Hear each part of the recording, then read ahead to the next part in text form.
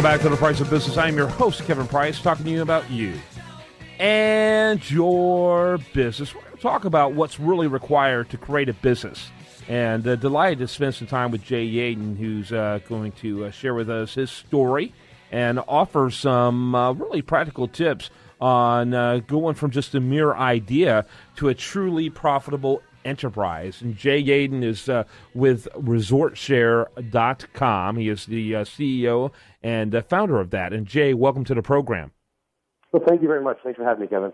Let me, first of all, I always love hearing from actual entrepreneurs rather than people in academic, circles talk about these topics. What are the things you're doing in order to educate people about this? Do you have a book or a book in the works on this topic? Right now I don't. It's something that we've talked about, but I've really majority of my time is consumed with running the business. But it's definitely something that we might consider in the future. Yeah, sounds like a good idea. Talk a little bit about your company before we get into the topic. Yeah, so very simply, ResortShare is a simple and trusted platform that allows timeshare owners or HOAs to monetize any unused time that they may have. So in simple words, like the Airbnb for timeshare. The Airbnb for timeshare. Okay. Instead of just letting them go to waste or, basically the idea is to make sure they're not wasted.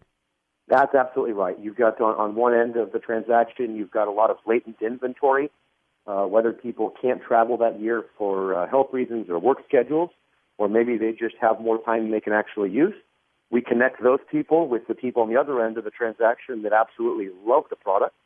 It's all multi-room accommodations, and we kind of bridge the gap between those two. Right, and so the people who have them get some value from them, maybe not what they originally paid or whatever, but at least it's not going to waste. And the people who use them at that particular time get probably a pretty significant savings. That's absolutely right, Kevin. Yeah, so it sounds like win-win for everyone involved. I love that. And how old is the company? The company's been around just over 5 years. And how many at any given time will you have on your website? How many properties available? Right now, we've got somewhere in the ballpark of about 250,000 room nights.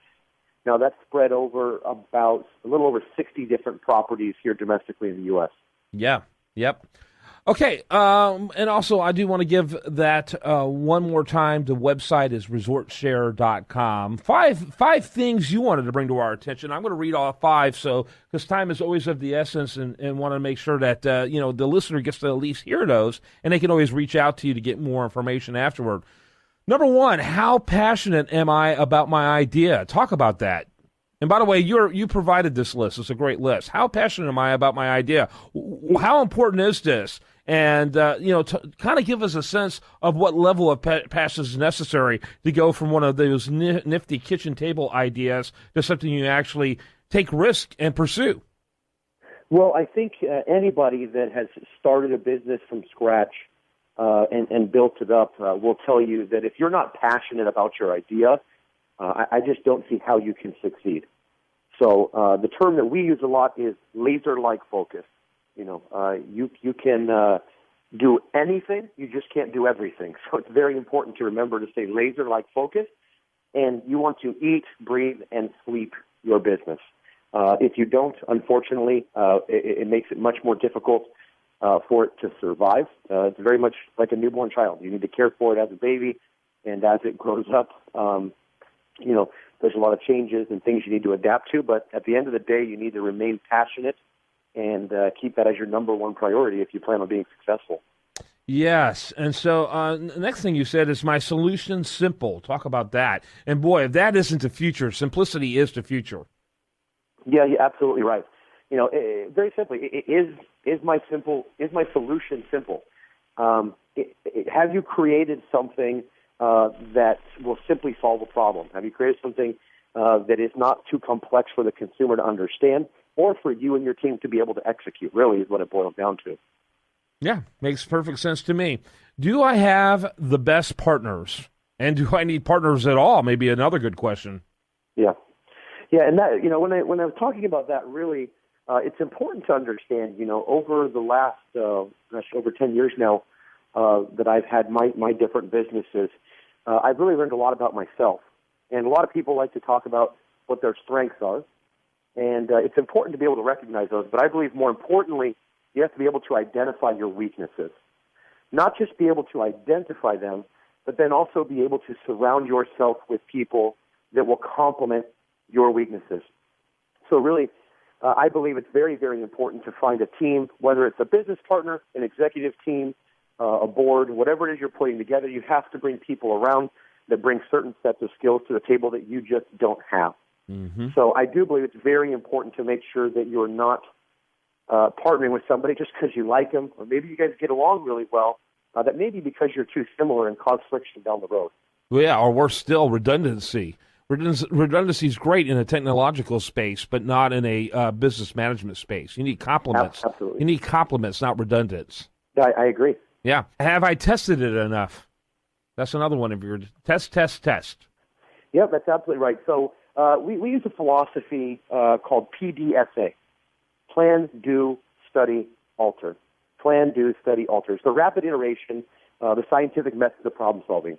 So instead of betting the whole farm on one idea or one thing, it allows us to do small-scale tests rapidly to get those results rapidly and then make decisions on what we want to do.